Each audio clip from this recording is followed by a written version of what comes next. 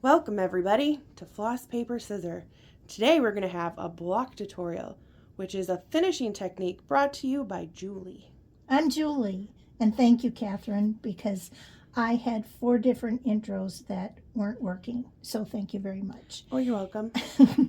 This is a sample. I've got 3 samples of what I've done over the years. This one is a simple Halloween on a block of wood, all scuffed up.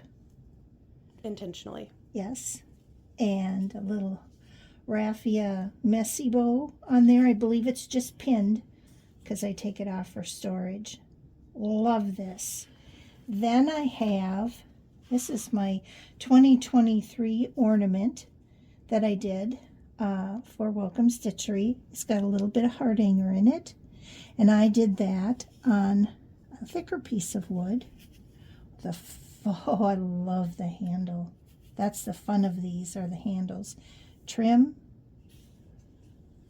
solid back, sits nicely on a table or a shelf. And then this is the big daddy. Fun design. This one's inset. It's not flush with the wood. Big, awesome handle.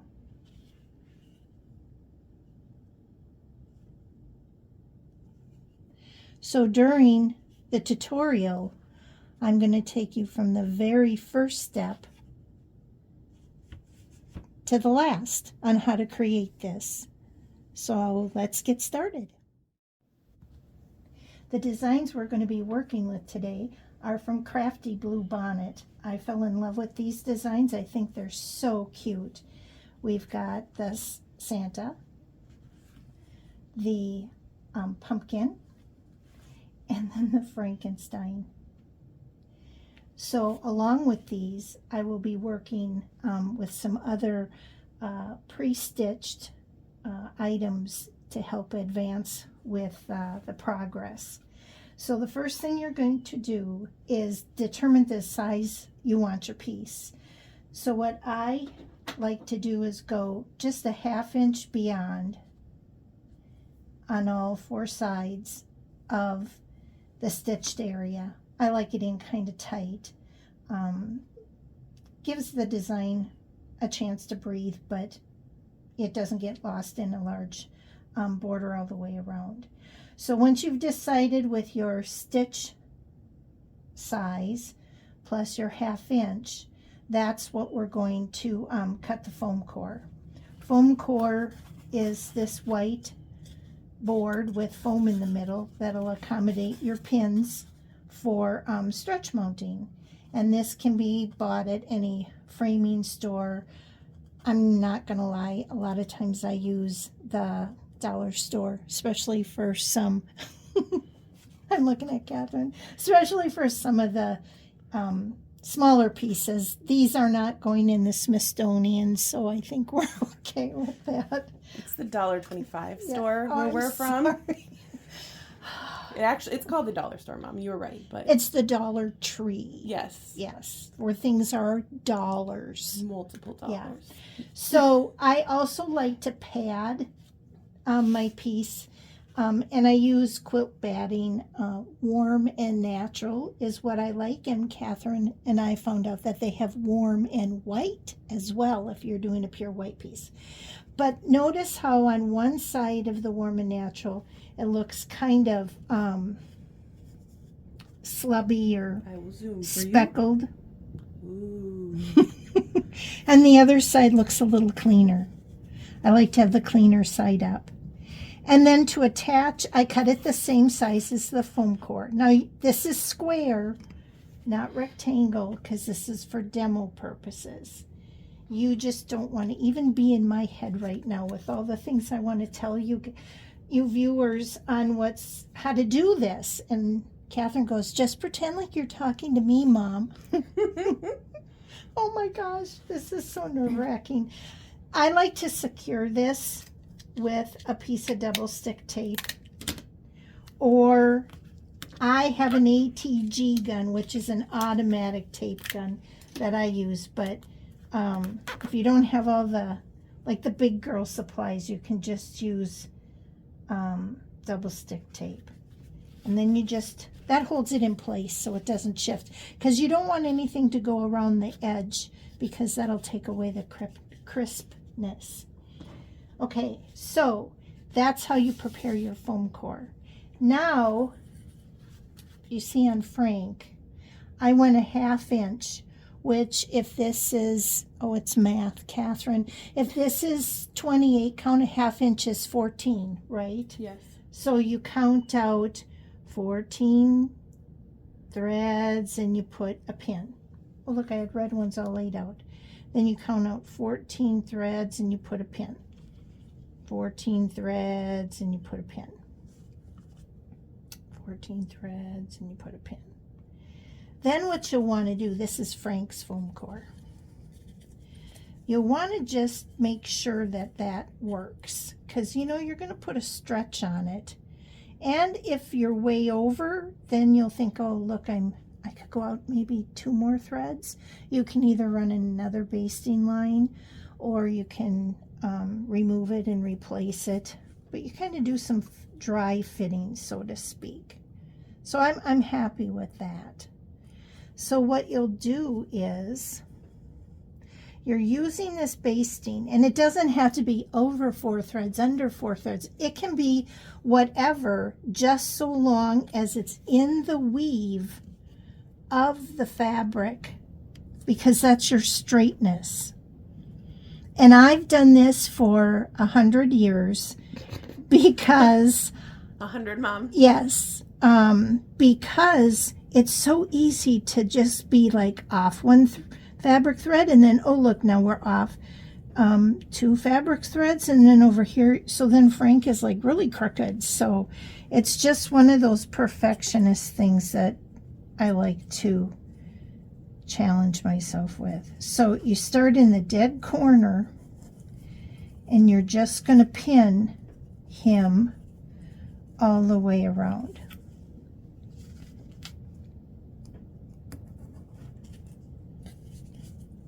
And now I realized I forgot something, but that's okay because we're all friends. Basting thread. I used Coates and Clark Button and Craft. I like the gray, and on Frank I used the white because it showed up better. And that's what I used. When you pull it out, it doesn't leave a fuzz trail like a floss would, and it's very sturdy. So I had to go back and say that. Sorry about that. That's okay, because I have a question. Yes, ma'am. Are you supposed to use pins with big balls on them like that? Well, here's the thing. Now I'm going to set Frank aside because I have, from when I did a mounting class for a class, I just stabilize it in the 4 corners. Just to make sure that I'm on thread. And then what you'll do is go back, okay? See, I'm not following my script, and that's what's got me all kitty wampus here. We don't use scripts here. We wing it. Oh, this is really winging. So let me show you. This is exactly what I feared, Catherine, is not being properly sequential. But let me just show you on my big model. These bold pins are regular pins. I use bold ones because they're easier for me to take out. Now, I have in my little pin thing here, these are just standard, these are sequin pins. See how they're shorter than a normal stick pin? I stumbled across those and I kind of like them. Otherwise, you can use a standard dressmaker pin. But this is where you would, can you see me okay? Uh-huh. You just give it a stretch and stick it in. And you're lining that basted thread. It'll fall crisp on the corner of the foam core. You can kind of pull it over. And you're kind of thinking, this is cool. This goes really kind of easy. Let me get down this side.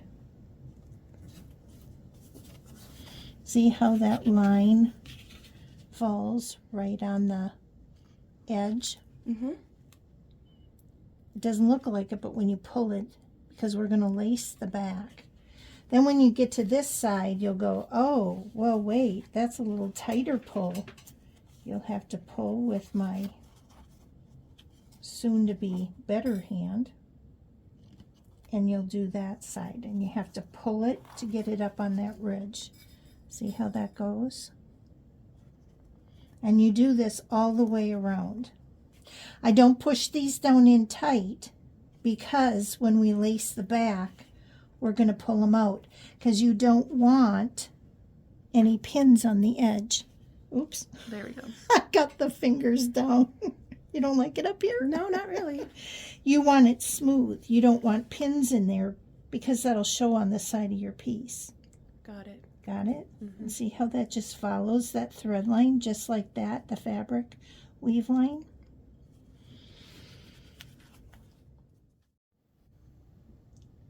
Now that we've pinned all the way around, we will start to lace the piece.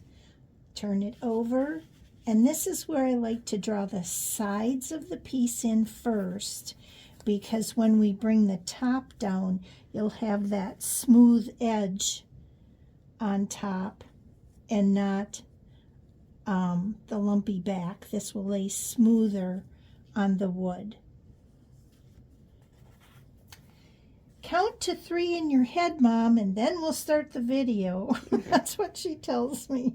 And then she didn't start it. You know what? Worry about your own self. Okay. All right. Yes, I will. I use pearl cotton is what I use for any color. I'm using black for video purposes. If you've got an odd color that you've got left over, just in a 24 tapestry needle, put a knot in the end. And you'll start in this selvage by just bringing up, doesn't matter how many threads. Stop with a knot. I do a anchor stitch again, just so you don't pull the knot through. And your pins will be your enemy, so try to keep your thread in front of you. You're going to go over to the other side at the top and just take a stitch. See how that looks? Then I lay it down, and then you're just going to work from this side to this side. And on a piece like this where there's not a heavy lined border, you know, you don't have to go as close together as you would if you had a sampler with an intricate line border that has to be perfectly straight, pulled tightly. Catherine, I think you used basting thread on yours, did you? On one of your stretches? Probably. And that's okay, but I think Sometimes we just use what we have. yeah, I know, but sometimes I think that was a little thin, and this has a little better pull on it. It won't cut quite so into the fabric weave. So now when I get about halfway, you'll think, well, that's kind of cool how that all goes. I go back and I pull the diagonal one. I give it a pull, and I just walk my pulls and tighten them up. Huh. I'll be darned. I wouldn't have thought that. Not a good time to break your fingernail, so you lose that special grip. And look at all that you pulled. Now you'll see where you're establishing that line right there. Pretty neat. And on this side as well. So you'll continue all the way down. Should you near the end of your thread, don't fret. Do people still fret these days? I fretted quite a bit this morning. You just take a stitch, go through mull and pull, and then go through your loop once and through twice, and then draw it into a knot. And could my assistants hand me a scissor off the table? Oh, Probably not. just hold, please.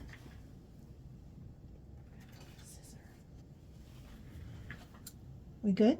Yeah, I didn't go anywhere. Oh, I thought you muted me or silenced me. No, I was And sitting, then I'm you just would- sitting on a stool holding the camera. And then you would thread up a new length. And I don't know if any of you know the quilter's knot. This is something that I learned. Hold your thread here, needle here. You grip it and secure it. 1, 2, 3, 4. Slide it down to your grip.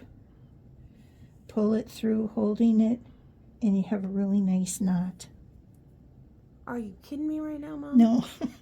In fact, I taught a day-long Hardinger class, and the lady left and she goes, "That was a wonderful class. I love that knot." And I'm like, "That's what you got out of it. God bless you." But then that gives you a nice anchor, especially when you've got the weave of the fabric. Oh, for Pete's sake. But see, then you just put another, because you can get quite aggressive with the pulling. Oh, So, hold on. Where did you go? There we go. oh, I'm sorry. No, that was me. I was laughing because you said aggressive pulling with stitching just seemed weird to me. But I get it. Yep. That tracks. Okay, so that's pulling in the sides. You don't want to have these meet by any means, because this little, what's the word, threads here, this is what actually the glue will grip into to keep it on and not pull off. Hot glue can be kind of finicky. Sometimes it can pull right off something, but when you puddle glue on that, it kind of, the threads help secure it to the wood, to the glue, to the threads. So that's why I like to leave a space down the middle. As you can tell, mine aren't even. That's okay. So now that we have that done, here's one with the sides pulled in.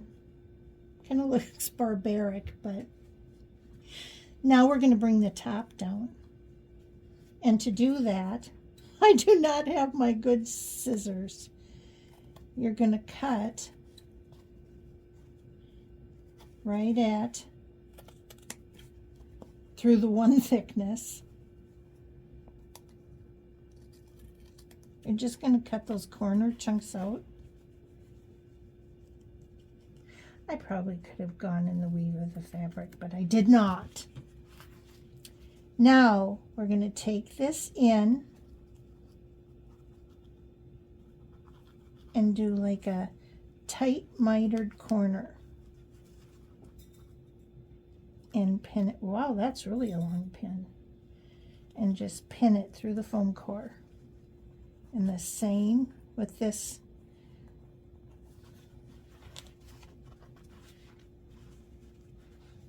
I have to try to stay in the view of the camera. See how that is? That's going to make a nice smooth top. And you won't have this be your top with these corners. And then you'll do the same on the other.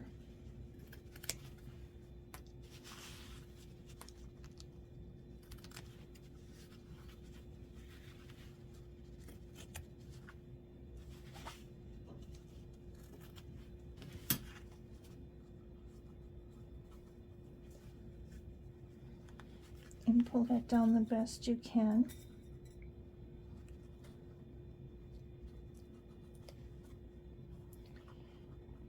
I should have like some background music There's a song Rather playing than- in my head. rather than the hum of the freezer. Oh, silly, can't catch this. No.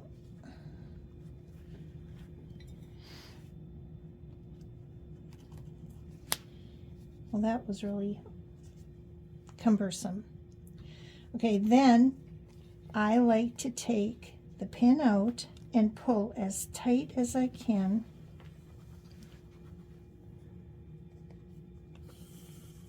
I apologize for the shaky camera.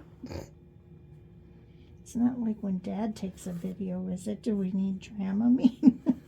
No, I just want to get a good angle for the viewers.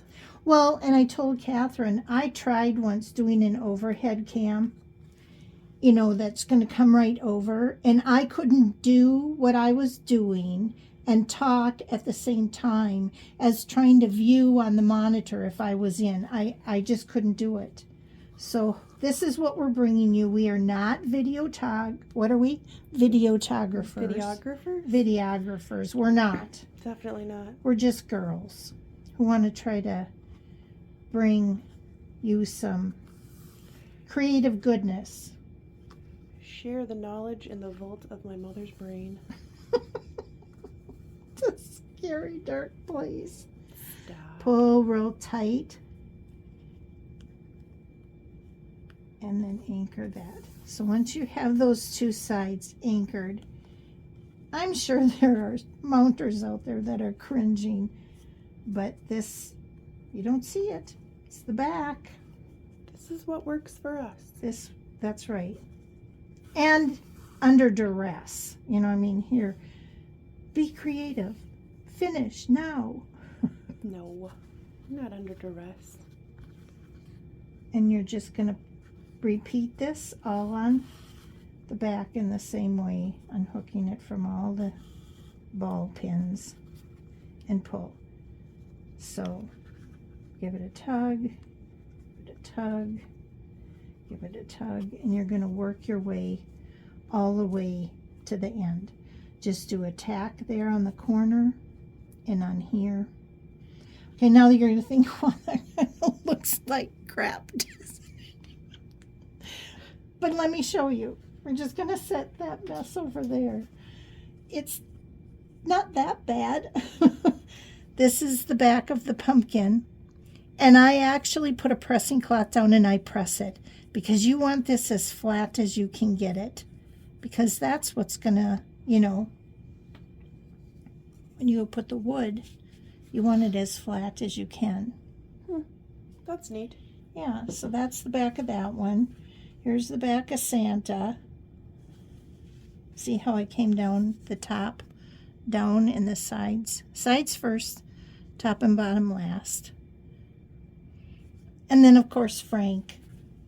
TBD. Yeah. Now we'll talk all about wood.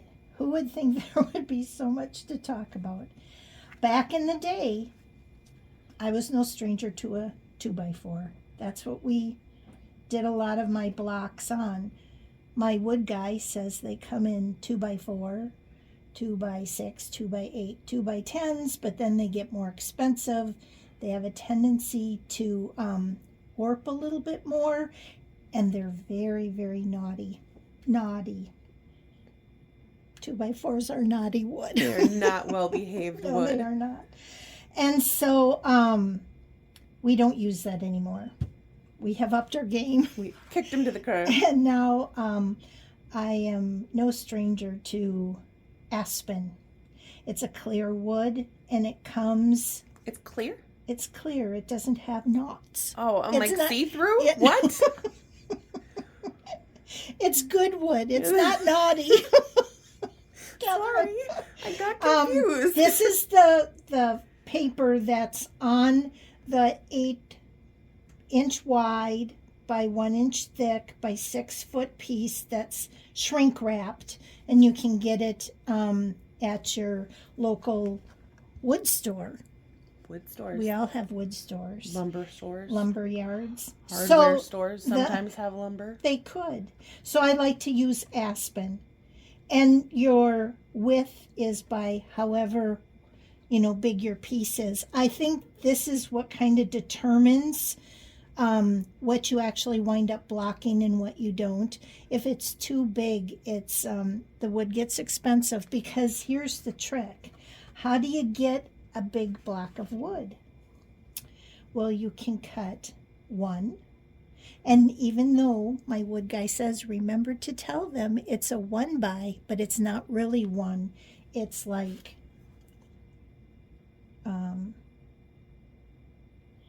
that's not anywhere near one. It's 5/8, 3/4. 3/4. I don't know why to me that looked like it was under a half. No, that was I'm 3/4. tired. Okay, so 1/5 are just shy of a 1. Yeah, 2 or 3. See, now Mr. Santa is going to be 2 wide. And Frank and the block are going to be 3 because they're chunky. I liked The that pumpkin look. spool. The pumpkin. What did I call it? You called them a block. Oh, a pumpkin spool. Okay, so that's the wood. Now, I learned when I told Tom I needed wood, I would go out and trace it on a piece of wood, and then magically it would all come like this in a block form. I need to tell you kind of how that comes to play. So I learned that when I give him, I need a 2x3, he doesn't cut all the wood the same and then glue it together, because that's impossible to get it all perfectly straight and clamped and have it flush. So the little stinker didn't tell me that he rough cuts the wood and he glues it together with Gorilla Glue, and then he clamps it with these things. Talk about hand therapy. I think there's a there's a trigger. You would clamp them together, and I'll have a still picture.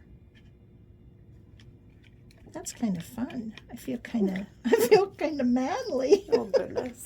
You clamp them together, and there will be a still picture that my video gal will insert to show you, and then he lets them dry. Oh, how do you release? Pull the trigger. Okay. Ooh, that's tight. That's the point. It's supposed to be tight. Clamp. Okay, so I want to let you know at this point we have them finished, but don't think, oh, I'm going to be ahead of the game and I'm going to cut the wood the same size as my foam core, because you shouldn't. You will not be happy. If you were to just trace around your foam core, you're not accommodating for the thickness of the fabric here. And your mounted piece will be ever so slightly bigger than your wood piece, which isn't a problem until you go to mount it, and this won't be flush, and your ribbon will sit uneven. Womp womp. Yeah, I learned that a couple of ways. So what I like to show you is you would just take your pencil. Circa 1992. Thanks, Mom. When kids used to steal your pencils, I had your name put on them. You're just going to draw. Julesy put a stop to that. What do you mean you need more pencils? You just took 8 of them to school last week. You're going to trace around this. Then you're going to write top, because with an arrow, if by chance you get your wood and you're like, cool, that's really cool, and you'll find that, why is this not exactly flush? Because this might not have been cut exactly square. That happens. That happens. So then you glue and clamp, and they cut, and it magically comes back as this. Or if you have to do it your own self, you're just like, wow, look what I did. True. Because it doesn't Not, magically show up all well, finished. not everybody has a wood guy. And I am certainly not a wood gal. Now, a lot of funness of this is the knobs. I'm kind of all about the knobs. So the reason why I'm going to talk about knobs now is, of course, I'm no stranger to the Hoblob. And they have an array of knobs. So this is how they come, usually with a wing nut and a washer. I just twisted that all off. You actually will take corner to corner and draw a line, corner to corner and draw a line, and at the intersection is where you drill your hole. Now my guy has a drill press, and he usually goes quite deep to make it all the way deep and long. This he did not. Oh, he did. One of these screws stopped short. Oh, that one's not fit. That's a tight fit. We'll use this knob. Drops in like that. I think that's cool. Erase this. I would, but this is rock hard. 1992. There's no erasability left in this. It's good Lord. Petrified. But you want to erase these or sand them off because it will bleed through your paint, believe it or not. So you want to sand that all off. I like to use 150 grit. The other piece had the 150 grit on there. They don't come this way. I cut them apart for a class. So everybody got a little piece of sandpaper. So you want to, sand all your edges and make it all smooth. So if you have 3, whatever your desire is. Now, next, when you get to this point, you'll want to decide what you want to paint it. And that goes into the little pumpkin spool. I wanted to paint orange. I use folk art, or I guess this is the Americana had the best red. So just an acrylic craft paint. And I like to use a sponge because it doesn't show brush marks. So I just, this I think was 3 coats, and I sanded in between. The first coat of paint raises the nap of the wood, and you'll want to sand that down. And then I applied 2 more coats to get a solid coverage on there. I do always, out of habit, go down into that front, even though it's covered. I don't know, it makes me feel better. Well, ever so slightly could show if you don't get tight enough, or if you decide not to put a trim on it. Yeah, thanks for not making me just feel weird. I mean, I always paint both sides of everything. I didn't paint the front of this because I wanted to keep the top visible, so I knew that was it. So now I guess, I also, on my bigger piece, I've got a huge piece, my Christmas sleigh one. I used a matte varnish Duraclear. And I will say the only place I could find it was at Michael's. So it gives it a beautiful finish. I also notice if you use the folk art indoor-outdoor paint, some of the colors come in that. It gives a nice finish. But I don't think I'm going to put that on here. I think, it just makes it easier to dust for those of us who might dust. I don't dust. So, it has character. Yeah. So what we need to do next then, have I talked about everything, Catherine? Sure. Wood size, thickness. Okay, what we're going to do now is glue this on. And I was just going to have it glued on, but Catherine plugged the glue gun in, so I guess we're actually going to glue. I thought we were supposed to plug the glue gun in. Yeah. So we'll glue it. So we're going to glue it live right now? Yeah, we'll glue live. Geez. Here's your glue gun. Okay. Glue gun. Okay. Here's your glue gun drip tray. Yeah, see, I have these drip trays. Well, they're not drip trays. It's a Kraft mayonnaise lid. Well, you didn't have to tell anybody. It was our well, little it's secret. kind of like the Parmesan thing. Okay, now Catherine showed me something. I'm like, oh, look, I'm kind of running low on glue. And she goes, just tell them what you said to do. Well, I said just to glue the She glue actually stick. says to glue the glue stick to the other glue one. stick to this. I'm like, are you kidding me? Oh my gosh, I can't believe. Well, if it doesn't work, it's not my fault, but that's what I do. I never heard of such a thing in 50 years of gluing. Well, I'm a professional gluer. I Yeah, got the big battery-operated glue that gun. you got do. this weird cord going on here. I know.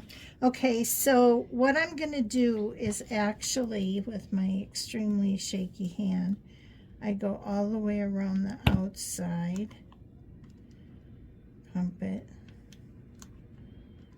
and you don't want to get too close to the edge because if it gloops out, then, and then I always put a big puddle right in the middle because that's what's going to grab on those threads. Jeez, you're just going ham with that glue. Okay, top. I'm going to press it down on there. And I see I have a little glue coming out. Don't use your finger. I usually use a popsicle stick, but you want to line it up. What if you don't eat popsicles? Then what do you use? I buy them. I buy the sticks, not the popsicles. Oh, Craft sticks. Yeah. Just apply a little pressure on there. Make sure everything's all lined up. It cools rather quickly, so it's not like an E6000 that needs to be weighted. And then if you do have a glue putty, you can just scrape it off when it's cool. Yeah. So we got that on there. Okay. Okay. Next we'll go on to the trims. So we'll clean up our spot a little bit. We'll be right back. You guys are so lucky we didn't just film what just went on.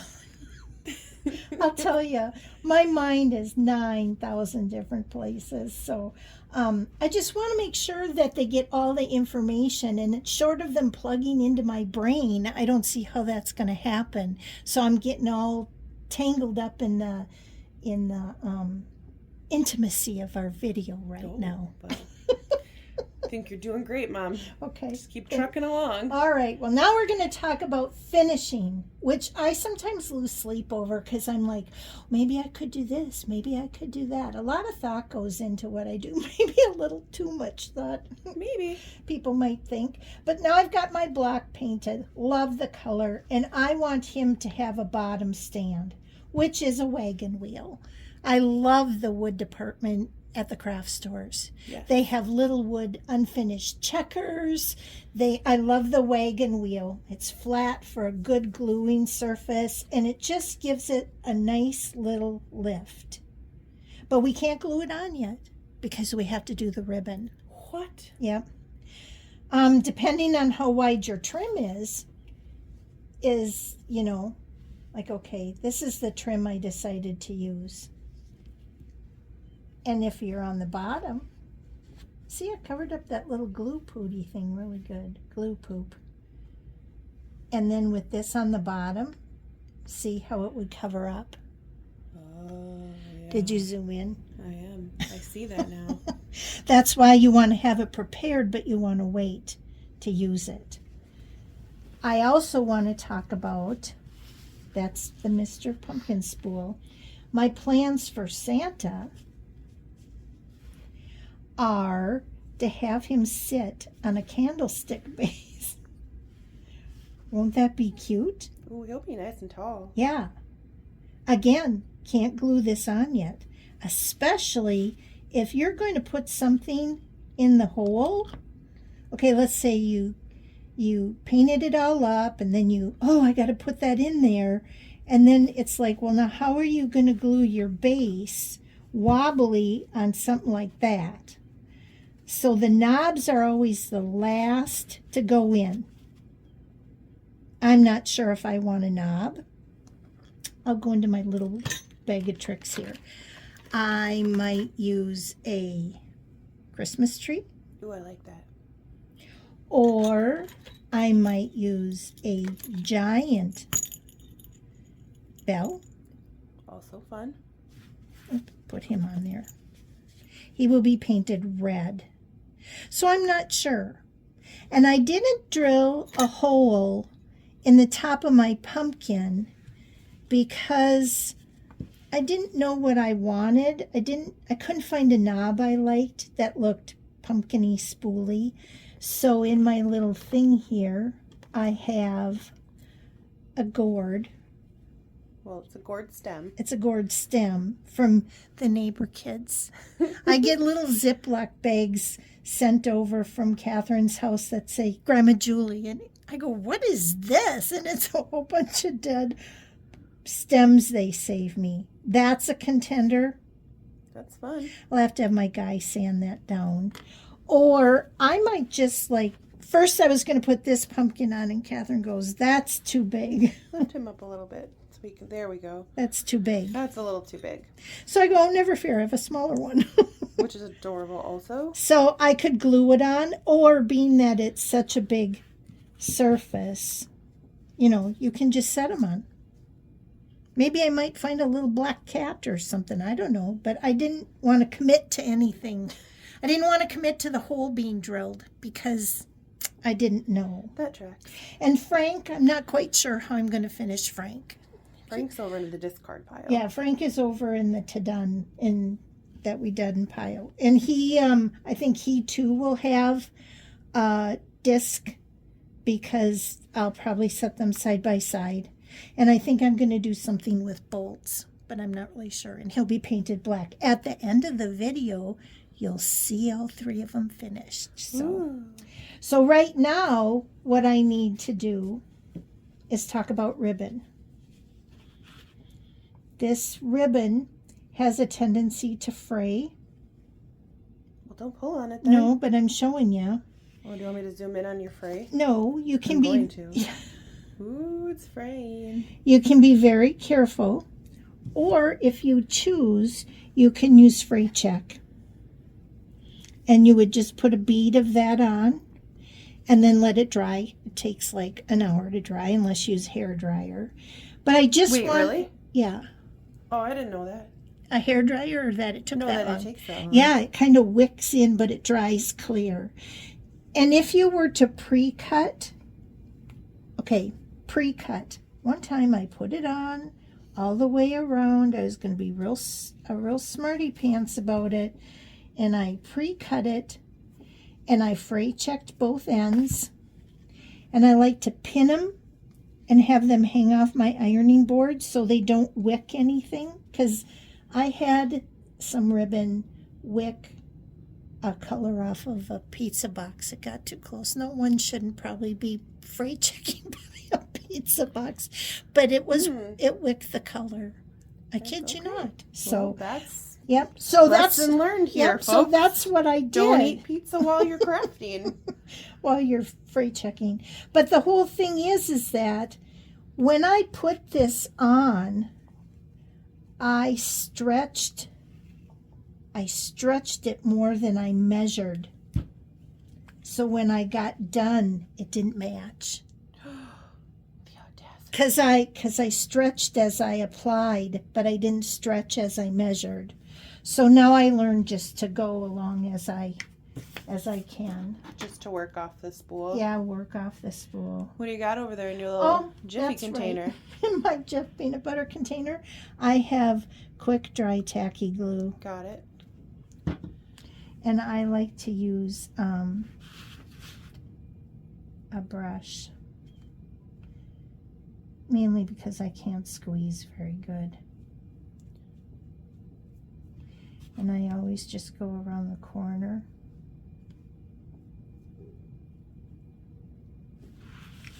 And then I start in the center. Of the top or the bottom? Bottom, because then you don't see.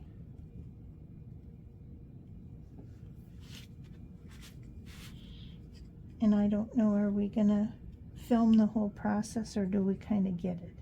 We can jump to the end. We can photo finish to the end. Okay. We'll be back when this is sewn on or glued on. All glued on. You'll want to make sure that you don't overshoot the width of your ribbon with the glue. And then you just bring it down till it lines up.